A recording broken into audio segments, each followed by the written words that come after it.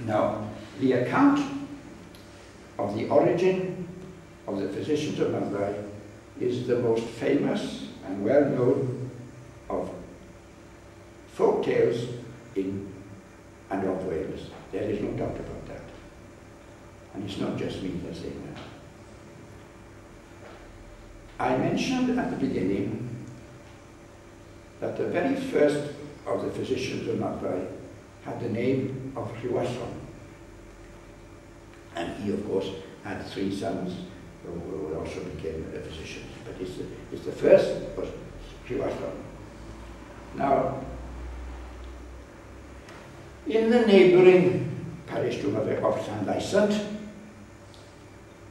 an elderly widow lived on a farm with her son by the little Lan Lake, Llyn Bach, which is on the Black Mountain, little lake, in the Black Mountains of Carmarthenshire. Now, one of the duties of the son was to guard the sheep and goats as they grazed on the steep hills surrounding, slopes surrounding the lake. Now, to cut a very long story short, one day he was looking after the goats and the sheep around the lake.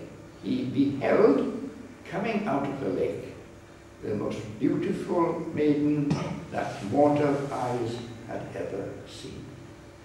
He tried to engage in conversation with her by offering her some of his barley bread and cheese, but she refused to take it, saying it was much too hard to eat, too hard baked.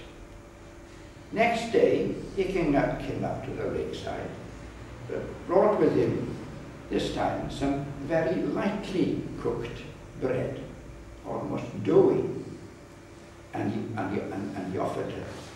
But she again refused to take his offer, saying it was not sufficiently well cooked. On the 3rd day, he took with him bread which he had been prepared very skillfully, not too hard-baked, not too lightly baked. This she accepted. Then she accepted his proposal of marriage, but on one condition, that if he struck her 3 causeless blows, she would return to the lake, together with the dowry of cattle which she had brought with her out of the lake. Now, they came to live in the parish of Mumbai, at a place called Aberystwyth, doesn't matter, a farm called Aberystwyth.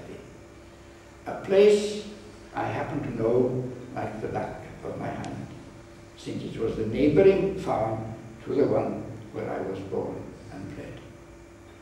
And there they lived for many years.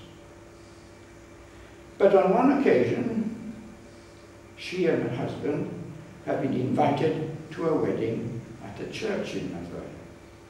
And in the middle of the proceedings, she began to wail and cry piteously.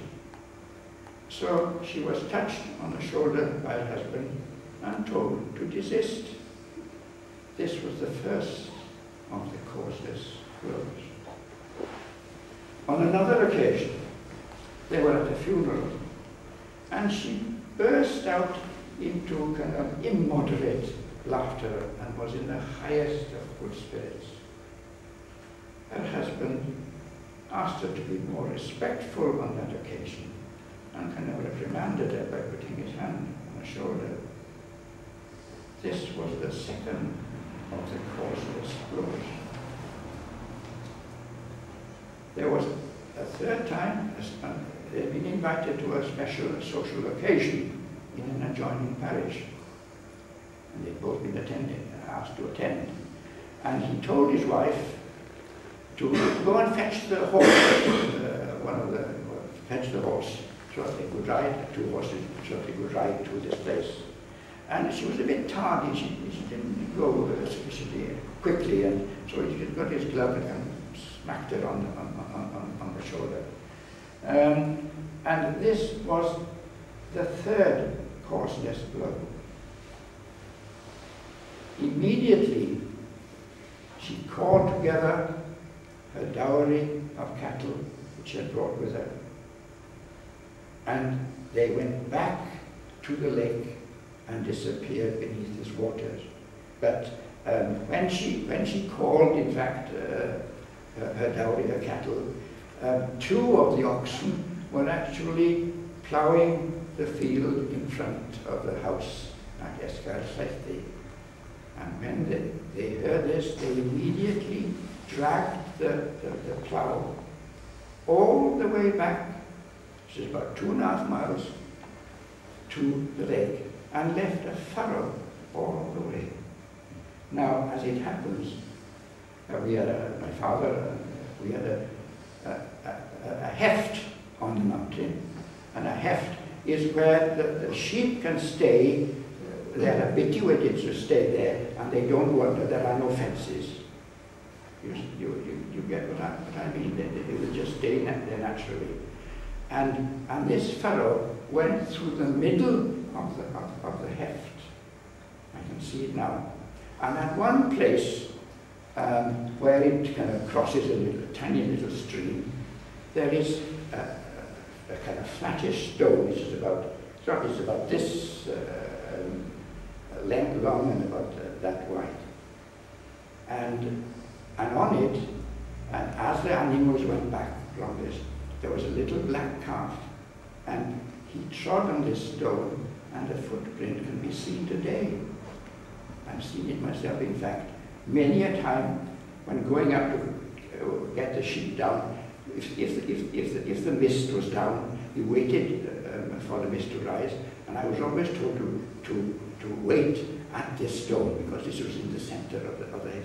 That's personal matter.